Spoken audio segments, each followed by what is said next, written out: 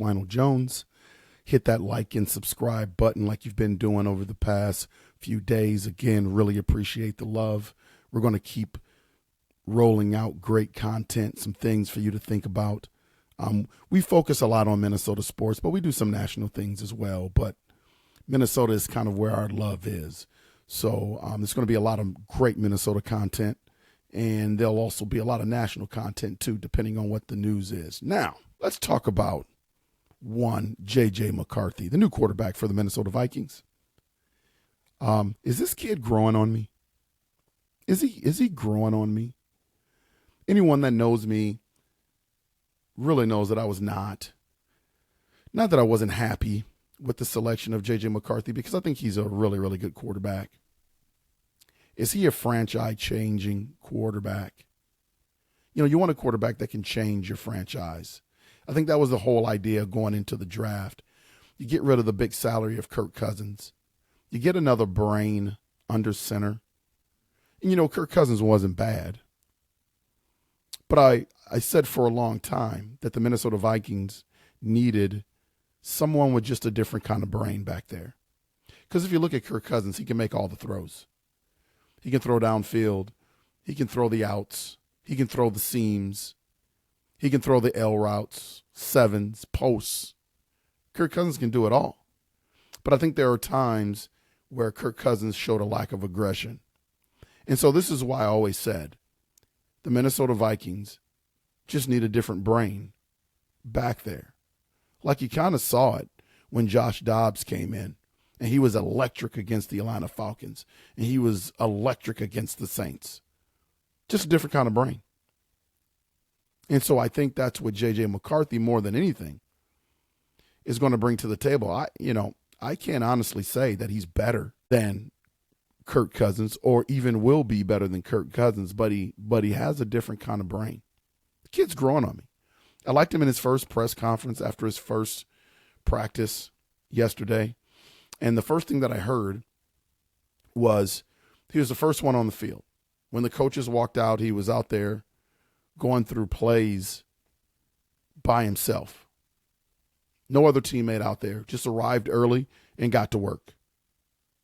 And he said he wanted to get a head start. He wanted to have a great day. It's a great mindset. That's great planning.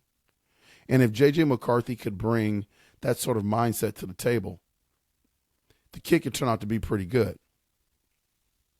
You know, it's been circled around media outlets that Kirk Cousins didn't want to practice on Tuesday. And I don't know if I necessarily have a problem with that. If the Vikings organization gave him the okay to do that, I don't know if I have a problem with that. But why do you want the guaranteed contract and the max deals if you're going to take a day off? I mean, how many months out of the year do you actually work? And I understand wanting to spend time with the family. I get that. But how many months out of the year do you actually work if you're Kirk Cousins, and you have a fully guaranteed contract? But I'm getting excited about this J.J. McCarthy kid. I think he's got a different brain. I think he's showing great leadership already at the age of 21. He's got time to grow in this franchise. Kid is a football savant, can make all the throws. The only thing really about J.J. McCarthy, honestly, if you think about it, is that he just doesn't have a huge resume in terms of video showing him just releasing the ball downfield a lot during games or being involved in certain situations, because he just didn't get a lot of reps throwing the ball at Michigan. That's not what they did. I think that sometimes people try to gloss over some things. And here's what I know about coaching. Here's what I worry about, is that when you have a weapon, most coaches want to use it. So Jim Harbaugh, formerly the head coach of Michigan, came out and said that J.J. McCarthy is the best quarterback in the draft, and it's not even close. Well, why didn't you use him that way in Michigan? You're talking about the best quarterback in the country, and you didn't use him in a way. And I'm not talking about showcasing his skills, but if he's the best quarterback in the country, there's definitely some things that you could have done to accentuate that. And I'm not complaining. They won a national championship, so who am I? I'm just a basketball coach, not a football coach, but I find that really interesting. And that's kind of a red flag. I wouldn't even call it a red flag. I'm going to call it a yellow flag.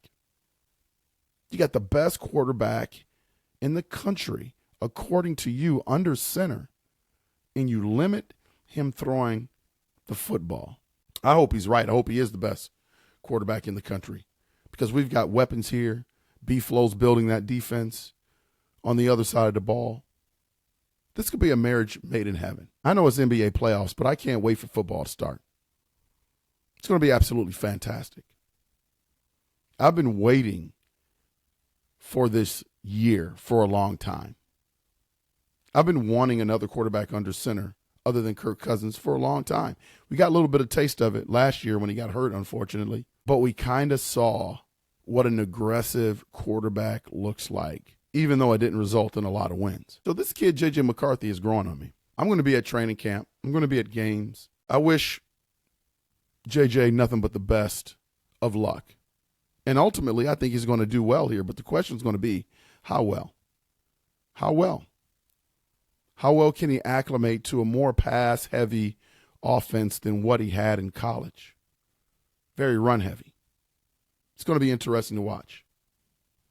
We got a good one in J.J. McCarthy. But the question is, just basically, how good? I think he's going to be pretty decent. This has been the UP Unconventional Playbook. Like, subscribe. Thank you for the love.